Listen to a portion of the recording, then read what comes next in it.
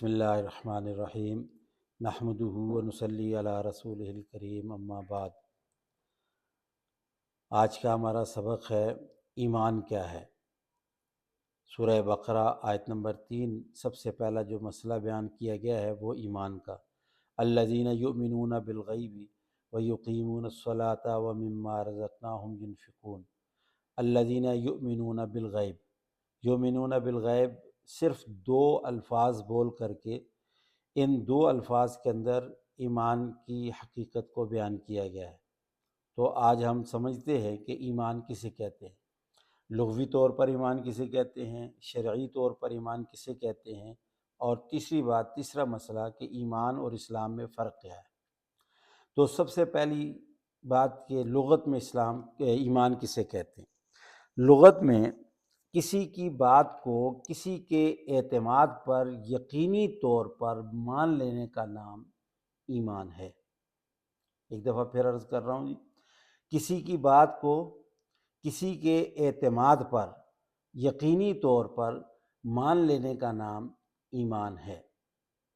اب سمجھیے گا کہ اسی لیے جو ہے نا، جو محسوسات یا مشاہدات ہوتے ہیں ان میں اگر کسی کے قول کو مان لیا جاتا ہے تو اس کو ایمان نہیں کہتے بلکہ اس کو تصدیق کہتے ہیں۔ مثال کے طور پر اگر ایک شخص جو ہے وہ کہہ رہا ہے کہ جی یہ کپڑا سفید ہے، اور دوسرا شخص جو اس کے سامنے کھڑا ہے وہ دیکھ رہا ہے اور اس کپڑے کا رنگ سفید ہی ہے، اور وہ اس کو مان رہا ہے کہ جی ہاں یہ کپڑا سفید ہے، تو اب اس کے کہنے پر جو اس نے مانا ہے وہ اصل میں اس کے کہنے پر نہیں مانا، اس کے رنگ کو دیکھ کر کے مشاہدہ کیا ہے، اس مشاہدے کی بنیاد پر اس نے اس کو مانا ہے، تو اس کو تصدیق تو کہہ سکتے ہیں، وہ تصدیق کر رہا ہے کہ جی ہاں یہ سفید ہے، لیکن اس کو ایمان نہیں کہیں گے۔ اب شرعی طور پر ایمان کسے کہتے ہیں؟ شرعی طور پر ایمان کہتے ہیں رسول اللہ صلی اللہ علیہ وسلم کی خبر، یعنی خبر رسول کو بغیر کسی مشاہدے کے محض رسول اللہ صلی اللہ علیہ وسلم پر اعتماد کرتے ہوئے آپ صلی اللہ علیہ وسلم کی باتوں کو دل سے ماننا، ان پر یقین کرنا، یہ ایمان کہلاتا ہے۔ پھر ایک دفعہ سمجھیے جی، رسول اللہ صلی اللہ علیہ وسلم نے جو ہمیں اخبار دی ہیں، جو خبریں دی ہیں، بغیر کسی مشاہدے کے صرف حضرت محمد صلی اللہ علیہ وسلم کی ذات پر، محض آپ کی ذات پر اعتماد کرتے ہوئے ان تمام باتوں کو دل سے ماننا، ان کا یقین کرنا اور زبان سے ان کا اقرار کرنا، یہ ایمان کہلاتا ہے۔ شرعی طور پر ایمان کہتے ہیں رسول اللہ صلی اللہ علیہ وسلم کی بتائی ہوئی تمام باتوں کو آپ صلی اللہ علیہ وسلم کی ذات اقدس پر، محض آپ کی ذات پر اعتماد کرتے ہوئے دل سے تصدیق کرنا، ماننا اور زبان سے اس کا اقرار کرنا، یہ ایمان کہلاتا ہے۔ اب یہ بات سمجھنے کی ہے کہ غیب کسے کہتے ہیں، کیونکہ لفظ آیا ہے الذین یؤمنون بالغیب۔ غیب کسے کہتے ہیں؟ غیب لغت میں ایسی چیزوں کے لیے بولا جاتا ہے جو نہ بدیہی طور پر انسان کو معلوم ہوں اور نہ ہی انسان کے حواس خمسہ اس کا پتہ لگا سکے۔ بات سمجھ میں آگئی جی؟ یعنی نہ تو وہ آنکھ سے نظر آ رہے ہیں، نہ کان سے سنائی دے رہے ہیں، اور نہ ہی ناک سے سونگھ کر کے ان کا پتہ چل رہا ہے، نہ ہی ہاتھ سے اس کو چھو کر کے پتہ چل رہا ہے، اور نہ ہی زبان سے چکھ کر کے اس کا پتہ چل رہا ہے۔ تو ایسی تمام چیزوں کو غیب کہا جاتا ہے۔ اب رسول اللہ صلی اللہ علیہ وسلم نے جو بھی ہمیں اخبار، مثال کے طور پر اللہ تبارک و تعالیٰ کی ذات اور صفات کے متعلقہ، مرنے کے بعد جتنی بھی آنے والے احوال ہیں، جنت ہے، جہنم ہے، عذاب ہے، انعامات ہیں، اور اس کے علاوہ جتنی بھی تقدیری باتیں ہیں، یہ تمام کی تمام چیزیں غیب کہلاتی ہیں۔ اور وہ تمام مغیبات، یعنی وہ غیب کی جتنی باتیں جن کا قطعی طور پر جن کا ثابت ہونا بنتا ہے، رسول اللہ صلی اللہ علیہ وسلم سے ان تمام باتوں کو دل سے ماننا، یقین کرنا، یہ ایمان بالغیب کہلاتا ہے۔ اس کو ایمان بالغیب کہتے ہیں۔ اب اس تعریف میں ماننے کا نام ایمان بتلایا گیا ہے، یہ یاد رکھیے گا، ماننے کا نام ایمان بتایا گیا ہے۔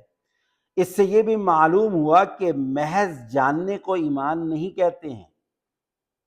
اب مثال کے طور پر اگر کوئی صرف جانتا ہے تو اس کو ایمان نہیں کہتے، کیونکہ جہاں تک جاننے کا تعلق ہے تو وہ تو ابلیس اور شیطان اور بہت سے کفار کو بھی حاصل ہے، یعنی وہ یہ چیزیں جانتے ہیں۔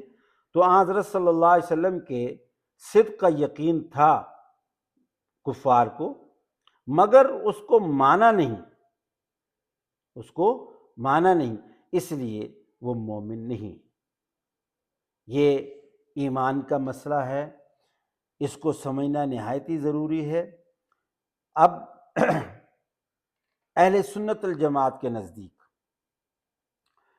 یوں سمجھیے کہ ایمان نام ہے زبان سے اقرار کا، دل سے تصدیق کا، اور اعضاء و جوارح سے عمل پیرا ہونے کا۔ یہ 3 شرائط لکھی گئی ہیں ایمان کی۔ اسی سے اب دوسری بات جو اس میں اسلام اور ایمان میں فرق ہے، اصل میں دونوں چیزیں ایک ہی ہیں، لیکن تھوڑا سا فرق ہے۔ اسلام نام ہے تابعداری کا، فرما برداری کا، اور ایمان نام ہے تصدیق کا، دل سے ماننے کا، یقین کرنے کا۔ دونوں لازم و ملزوم چیزیں ہیں۔ اگر کوئی آدمی اللہ کی ذات کو مانتا ہے لیکن تابعداری، فرما برداری، اطاعت نہیں کرتا تو اس کا وہ ماننا بیکار ہے۔ اسی طرح سے اگر کوئی تابعداری کرتا ہے، فرما برداری کر رہا ہے لیکن تصدیق نہیں کرتا، مانتا نہیں ہے، تو اس کا وہ ماننا بیکار ہے۔ تو اس سے واضح ہوا کہ اسلام اور ایمان دونوں لازم و ملزوم چیزیں ہیں، یعنی ایمان بغیر اسلام کے نہیں ہے اور اسلام بغیر ایمان کے نہیں ہے۔ اب یہ بات سمجھیے کہ لغت کے اعتبار سے ایمان اور اسلام الگ الگ مفہوم رکھتے ہیں۔ لغت کے اعتبار سے ایمان اور اسلام یہ دونوں الگ الگ مفہوم رکھتے ہیں، اور قرآن و حدیث میں اسی لغوی مفہوم کی بنا پر ایمان اور اسلام میں فرق کا ذکر بھی ہے، کیونکہ دونوں میں لغوی طور پر فرق ہے، اس لیے قرآن اور حدیث میں بھی اس کو الگ فرق کے اعتبار سے بیان کیا گیا، مگر شرعاً ایمان بغیر اسلام کے اور اسلام بغیر ایمان کے معتبر نہیں ہے۔ جب اسلام یعنی ظاہری اقرار اور فرمانبرداری کے ساتھ دل میں ایمان نہ ہو تو اس کو قرآن کی اصطلاح میں نفاق کا نام دیا گیا ہے، اور اس کو کھلے کفر سے زیادہ شدید جرم قرار دیا ہے۔ ان المنافقین فی درک الاسفل من النار، یعنی منافق جہنم کے سب سے نچلے درجے میں۔ اس لیے سمجھیے کہ قرآن پاک جہاں سے شروع ہوتا ہے تو پہلی جو 4 آیات ہیں اس میں ایمان کی تعریف، علامات اور اہل ایمان کی تعریف کی گئی ہے، اور اس کے بعد 2 آیتوں میں اہل کفار کی تعریف اور اہل کفار کی پہچان کرائی گئی ہے، اور اس کے بعد 13 آیات میں منافقین کی تعریف اور منافقین کے احوال کو بیان کیا۔ تو قرآن مجید نے سب سے پہلے شروع میں ہی انسانیت کے 3 گروہ بیان کر دیے ہیں، 3 تقسیمیں کی ہیں قرآن نے۔ پہلی تقسیم ایمان والے، نمبر 2 اہل کفار، اور نمبر 3 منافقین۔ یہ تقسیم قرآنی تقسیم ہے، اور اس کے علاوہ علماء نے لکھا ہے کہ مخلوق خدا کو کسی اور تقسیم میں بانٹنا، تقسیم کرنا یہ جائز نہیں ہے۔ اللہ نے تقسیم کر دی ہے یا تو مومن ہیں یا کافر ہیں یا منافقین کے بیچ میں۔ اس کے علاوہ لسانی طور پر، قومی طور پر یا علاقائی طور پر تقسیم کرنا، یہ اس کو حرام قرار دیا ہے۔